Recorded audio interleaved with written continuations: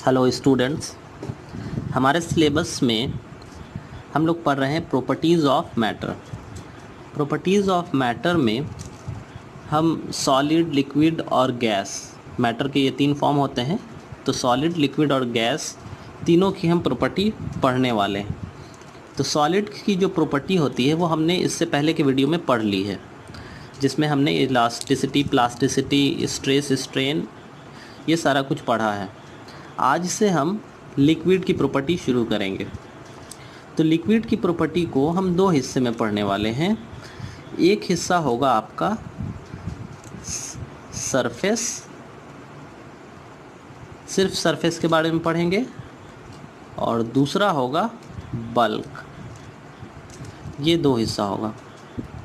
अब आपके मन में ख्याल उठ रहा होगा कि सरफेस क्या है और बल्क क्या है। तो ये है एक कंटेनर और इस कंटेनर में भरा हुआ है लिक्विड यानी कि वाटर। तो ये है आपका सरफेस और ये है आपका बल्क। तो सरफेस और बल्क क्या दोनों की प्रॉपर्टी अलग अलग होती है?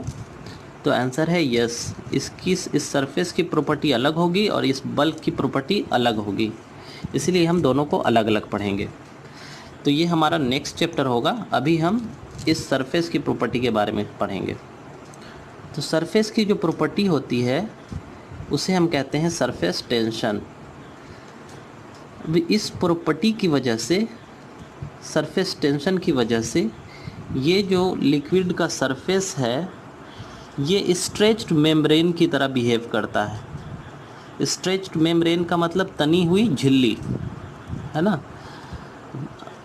जिसकी वजह से, इस सरफेस टेंशन की वजह से स्ट्रेच मेम्ब्रेन की तरह बिहेव कर रहा है। और इस स्ट्रेच मेम्ब्रेन की वजह से इसका सरफेस चाहता है कि हम कम से कम जगह में रहें, चाहता है कि बिल्कुल कम जगह हम ऑक्यूपाई करें। तो ये प्रॉपर्टी, लिक्विड के सरफेस की ये प्रॉपर्टी कहलाती है सरफेस टेंशन। अब ये प्रॉपर्टी ये क्यों दिखाता है ये हम अभी पढ़ेंगे। जैसे इस प्रॉपर्टी के बारे में, इस प्रॉपर्टी का डेली लाइफ के बारे में कुछ एग्जांपल अगर हम देखें तो आप देखते होंगे कि जैसे छोटी छोटी पानी की बूंदें, जब आप ऐसे छोटे छोटे पानी के बूंद को देखते होंगे तो वो दिखता होगा आपको कि स्फेरिकल है शेप में, है ना, गोल गोल गिरा रहता है। मैं बड़ी बूंद की बात नहीं कर रहा हूँ, छोटे बूंद की बात कर रहा हूँ। तो छोटे बूंद में ये आपको गोल दिखता है, स्फेरिकल दिखता है। क्यों दिखता है? क्योंकि स्फेरिकल का जो स्फेयर का, आपने ज्योमेट्री में पढ़ा होगा कि सबसे कम सरफेस एरिया जो होता है वो होता है स्फेयर का। तो जैसे ही हम पानी की बूंदों को फ्री छोड़ते हैं, अपने हाथ से छिटकते हैं या फिर पानी को बोतल से गिराते हैं, तो वो स्फेयर शेप ले लेता है। स्फेयर शेप ले लेता है क्यों? क्योंकि स्फेयर का सरफेस एरिया सबसे कम होता है, इसलिए ये स्फेरिकल शेप ले लेता है। बड़े बूंद की मैं बात इसलिए नहीं कर रहा हूँ कि अगर बूंद बड़ा होगा तो इसमें ग्रेविटी का फोर्स नीचे की तरफ लगेगा। तो ग्रेविटी का फोर्स जब नीचे लगता है तो ये बूंद जो है वो फट जाता है। छोटे बूंद में, छोटे छोटे बूंदों में इसके अंदर का जो फोर्स होता है, इस बूंद के अंदर का फोर्स ये ग्रेविटी से ज़्यादा होता है, इस वजह से ये स्फेयर शेप में रह पाता है। तो ये एक एग्जांपल है, आप देखते होंगे डेली लाइफ में। इसके अलावा आप देखते होंगे कि पानी के सरफेस पे छोटा छोटा कीड़ा जो है वो आसानी से तैर पाता है ना। तो क्यों तैर पाता है? क्योंकि इसका जो सरफेस है वो कैसा बिहेव कर रहा है? स्ट्रेच्ड मेम्ब्रेन की तरह, तनी हुई झिल्ली की तरह, जिसकी वजह से इसके सरफेस पे कीड़ा लोग तैर पाता है। और कुछ एग्जांपल अगर हम देखें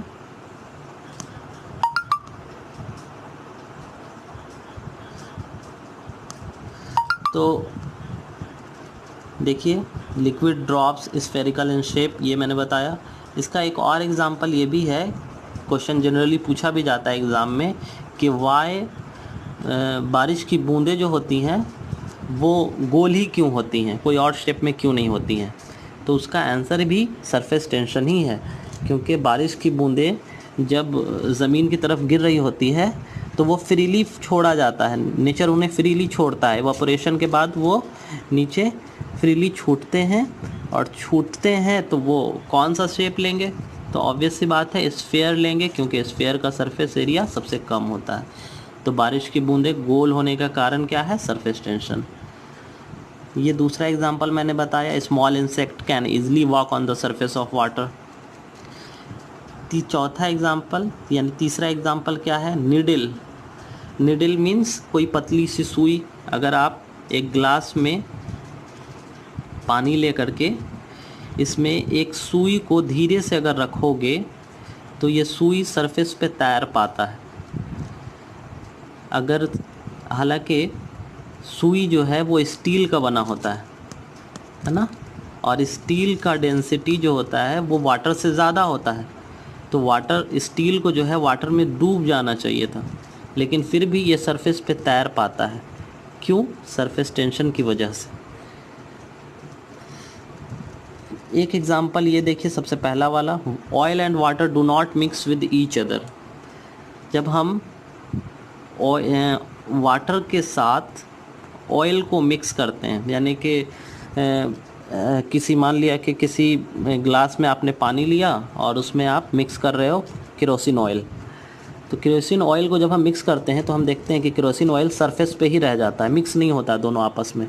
क्यों? क्योंकि केरोसिन ऑयल का सरफेस टेंशन अलग है और वाटर का केरोसिन सरफेस टेंशन कुछ और है। वाटर का सरफेस टेंशन ज़्यादा होता है, केरोसिन का सरफेस टेंशन कम होता है, तो दोनों एक दूसरे के साथ मिक्स नहीं होते हैं।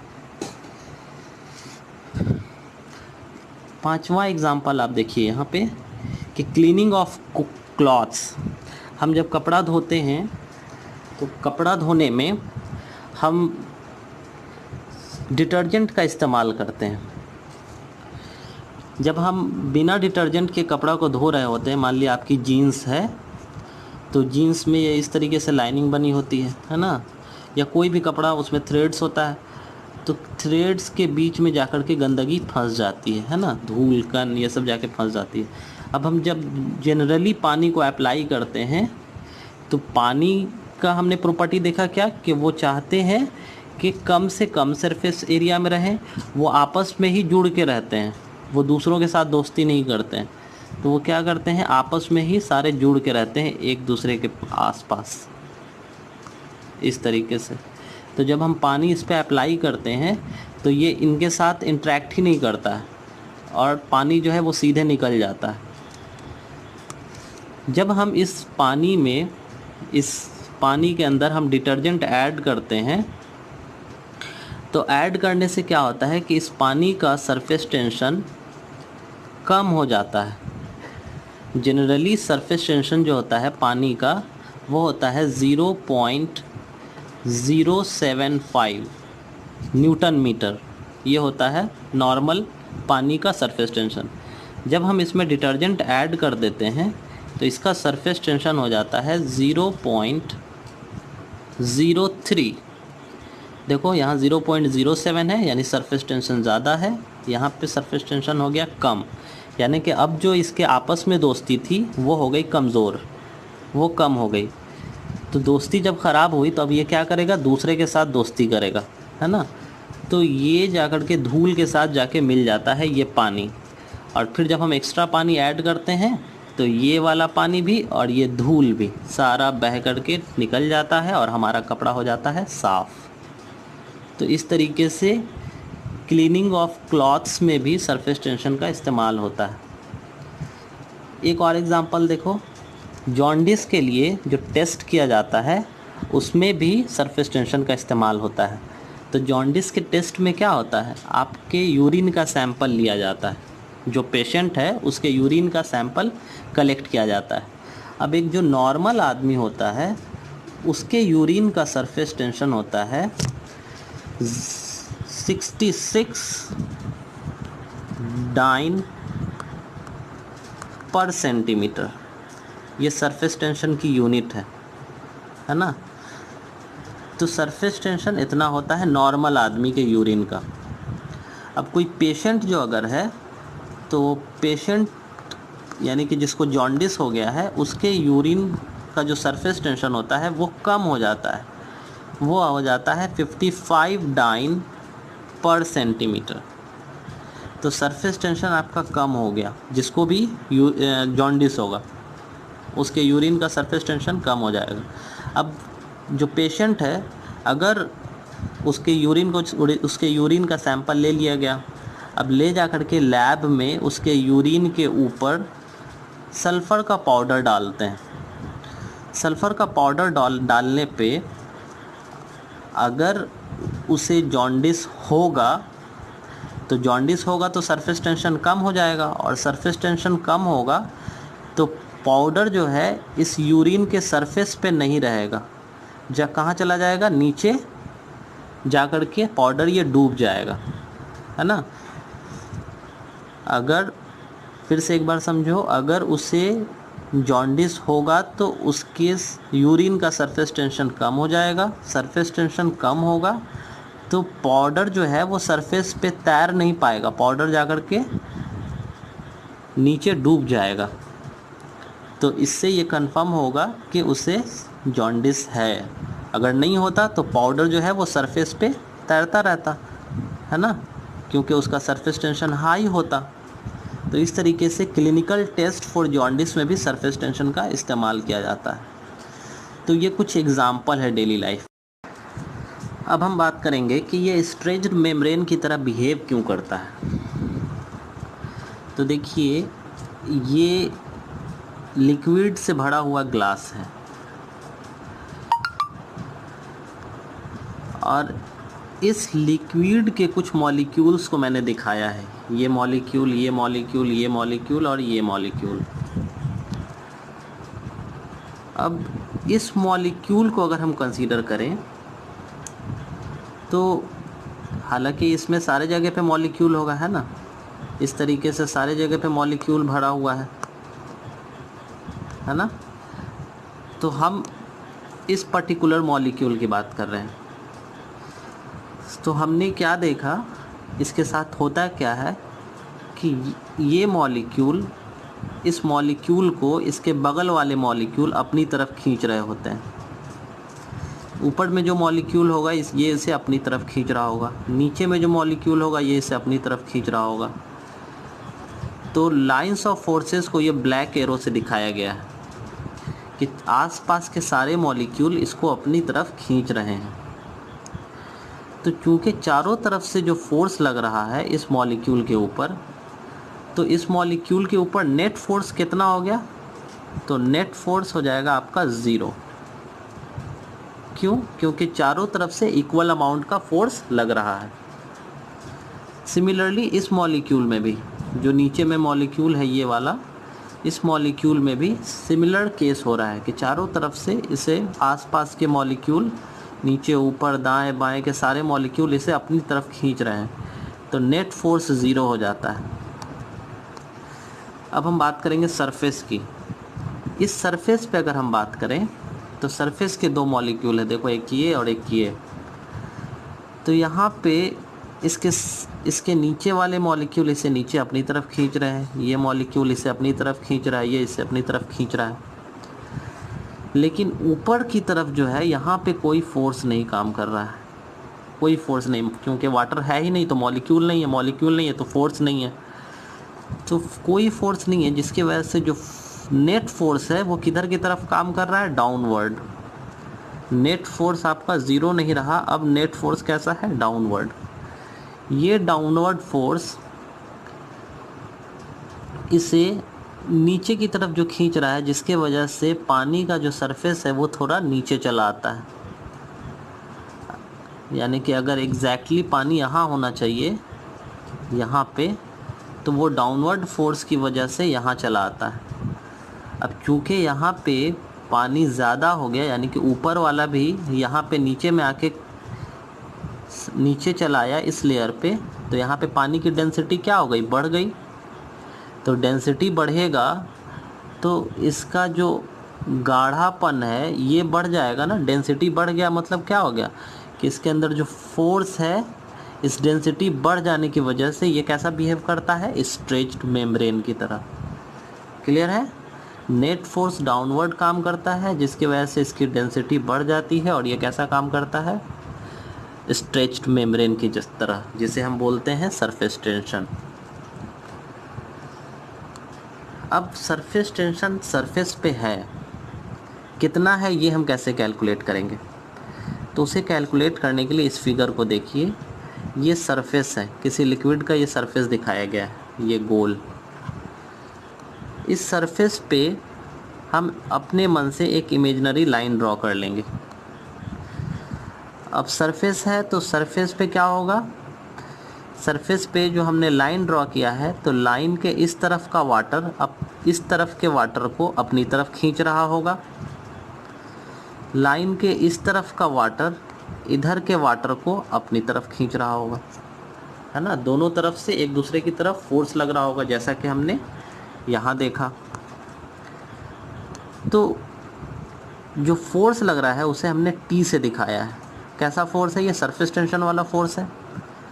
और ये जो लाइन है इसका लेंथ हम मान लेते हैं L। तो अगर मैं आपसे पूछूं कि टोटल फोर्स कितना काम कर रहा है, तो आप क्या बोलोगे? ये फोर्स है, ये फोर्स है, ये फोर्स है, यानी कि 1 2 3 4, 4 और 4 8। और लेंथ जो है वो मान लेते हैं कि L लेंथ है, ये L लेंथ है। तो आप क्या करोगे? जितना फोर्स काम कर रहा है इनटू जितना टोटल लेंथ है ना? तो ये हो जाएगा आपका टोटल फोर्स। हमें क्या चाहिए? T क्या है? सरफेस टेंशन, है ना? तो T अगर हमें चाहिएगा तो हम क्या करेंगे? L को इधर ले आएंगे। तो T इजिकल टू क्या हो जाएगा? F divided by L।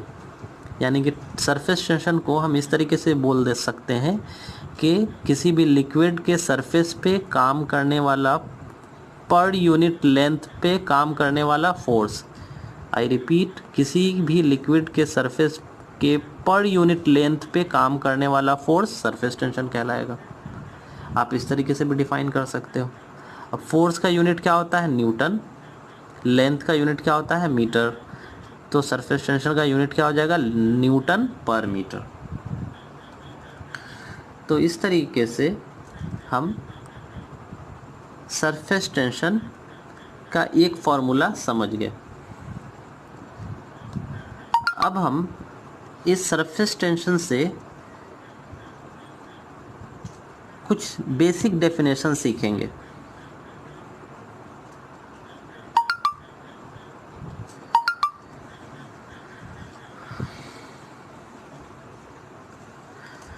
देखो, सबसे पहला है मॉलिक्यूलर फोर्स। मॉलिक्यूलर फोर्स क्या होगा आपका? तो इन सारे बेसिक डेफिनेशन को समझने के लिए हमने जो ऊपर पढ़ा उसे मॉलिक्यूलर लेवल पे समझते हैं।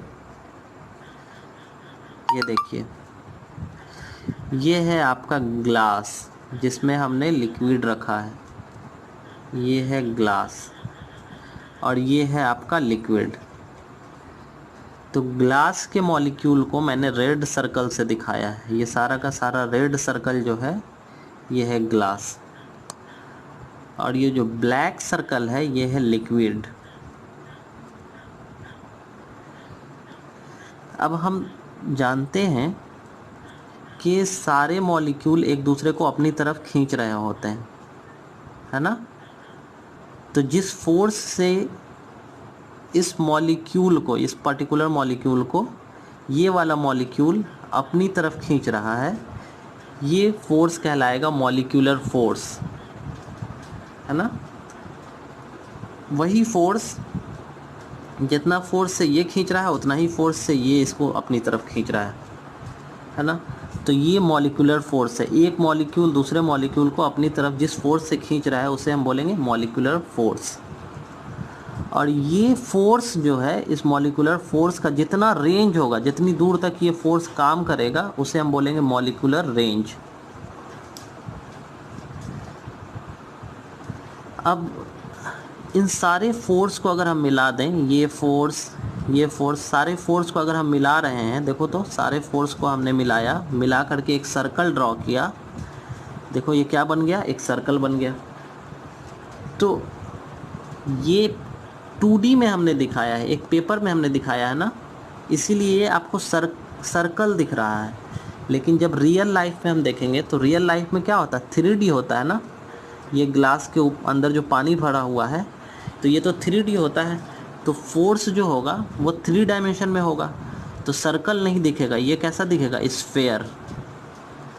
तो इसीलिए ये जो इतने दूर तक फोर्स काम कर रहा है इसे हम बोलते हैं स्फेयर ऑफ इन्फ्लुएंस।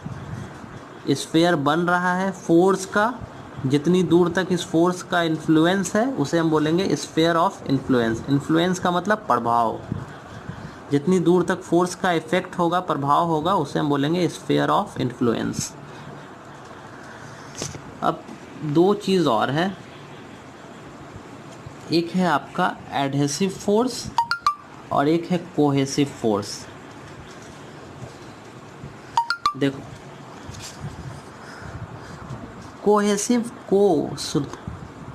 फोर्स शुरू में क्या लगा है, को मीन्स एक जैसा। तो ये है वाटर के मॉलिक्यूल सारे के सारे, और ये वाला जो है ये है वाटर का ग्लास का मॉलिक्यूल, जिस कंटेनर में रखा हुआ है उसका मॉलिक्यूल, तो ये ग्लास का मॉलिक्यूल। जब फोर्स ऑफ अट्रैक्शन, ये जो फोर्स ऑफ अट्रैक्शन है, ये जो फोर्स ऑफ अट्रैक्शन है ये एक तरह के मॉलिक्यूल के बीच में लगता है, तो इसे हम बोलते हैं कोहेसिव फोर्स। को मीन्स एक जैसा, तो एक जैसे मॉलिक्यूल के बीच में अगर फोर्स लग रहा है तो इसे हम बोलेंगे कोहेसिव फोर्स। तो जैसा कि यहाँ पे दिखाया गया, ये वाटर का मॉलिक्यूल, ये भी वाटर का मॉलिक्यूल, तो दोनों एक जैसा मॉलिक्यूल हुआ, तो ये होगा कोहेसिव फोर्स। इसी के जस्ट उल्टे, जब दो अलग अलग तरह के मॉलिक्यूल के बीच में फोर्स ऑफ अट्रैक्शन लगेगा तो उसे हम बोलेंगे एडहेसिव फोर्स। एडहेसिव मीन्स अलग अलग, ऐड हो रहा है, दो चीज़ मिलके एक चीज़ बन रहा है, ऐड होना। तो ये है ग्लास का मॉलिक्यूल और ये है वाटर का मॉलिक्यूल, दोनों के बीच में फोर्स ऑफ अट्रैक्शन लग रहा है, तो इसे हम बोलेंगे एडहेसिव फोर्स। और एडहेसिव फोर्स और कोहेसिव फोर्स दोनों क्या है, दोनों का दोनों मॉलिक्यूलर फोर्स है, मॉलिक्यूल के बीच में फोर्स लग रहा है ना, तो मॉलिक्यूलर फोर्स है। तो ये कुछ बेसिक डेफिनेशन है जो कि सरफेस टेंशन से निकल के आती है। देखो कोई चीज़ छूटा तो नहीं है, molecular range, sphere of influence, adhesive, cohesive, molecular force, सारा कुछ बता दिया। अब हम बात करेंगे एंगल ऑफ कांटेक्ट की। देखो जैसे ये कोई सरफेस है, सरफेस पे आपने गिरा दिया पानी, तो पानी कुछ इस तरीके से गिरा हुआ है ना। साफ बनाता हूँ फिगर, ये कोई सरफेस है और इस पे सरफेस पे पानी इस तरीके से गिरा हुआ है। अब एंगल ऑफ कांटेक्ट क्या है कि लिक्विड का कर्व सरफेस, ये कर्व सरफेस है ना, ये वाला जो सरफेस है ये कर्व है, तो लिक्विड का कर्व सरफेस और जिस चीज़ पे लिक्विड है उन दोनों के बीच का एंगल, तो ये इस चीज़ पे लिक्विड है और ये लिक्विड का कर्व सरफेस है, तो इन दोनों के बीच का जो एंगल होगा ये एंगल कहलाएगा एंगल ऑफ कांटेक्ट। यहाँ देखो, इसमें भी देख सकते हो कि एक ग्लास में हमने पानी भर दिया, तो पानी भरा तो पानी जो होता है वो इस तरीके का शेप लेता है। हम आगे जब पढ़ेंगे तो देखेंगे कि दो तरीके का लिक्विड होता है, लिक्विड के दो तरीके के देखेंगे, एक गाढ़ा लिक्विड होगा और एक थोड़ा पतला लिक्विड होगा। गाढ़ा लिक्विड जो है वो जिस कंटेनर में रखा हुआ है उसके दीवार को भिगोता नहीं है, लेकिन जो पतला लिक्विड होगा वो दीवार के कंटेनर के दीवार को भिगो देगा, गीला कर देगा। तो ये हम आगे पढ़ेंगे।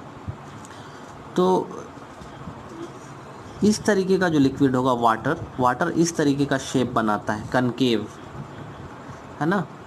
तो यहाँ देखो ये जो कर्व सरफेस हो गया ये, और ये हो गया कंटेनर।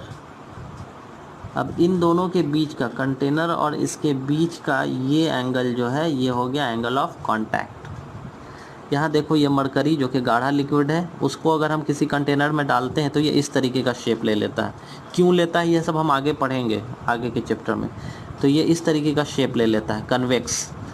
तो यहाँ पे एंगल ऑफ कांटेक्ट देखो, ये है कंटेनर का दीवार और ये हो गया कर्व सरफेस। तो इन दोनों के बीच का एंगल ये एंगल कहलाएगा क्या, एंगल ऑफ कांटेक्ट। हमेशा याद रखना है कि एंगल ऑफ कांटेक्ट हम किधर लेंगे, ऐसा नहीं कि ये वाला एंगल ले लेंगे, नहीं, हम कौन सा लेंगे, जिस तरफ लिक्विड प्रेजेंट है, जिधर लिक्विड प्रेजेंट है वही थीटा होगा। इधर का लोगे तो ये गलत हो जाएगा। देखो यहाँ भी हमने इधर लिक्विड प्रेजेंट था तो यहाँ का थीटा लिया है, तो इसे कहते हैं एंगल ऑफ कांटेक्ट। अब ऐसे लिक्विड और ऐसे लिक्विड, यानी ज़्यादा गाढ़ा लिक्विड और ये वाटर वाले लिक्विड, दोनों में क्या डिफरेंस है ये हम देखेंगे। यहाँ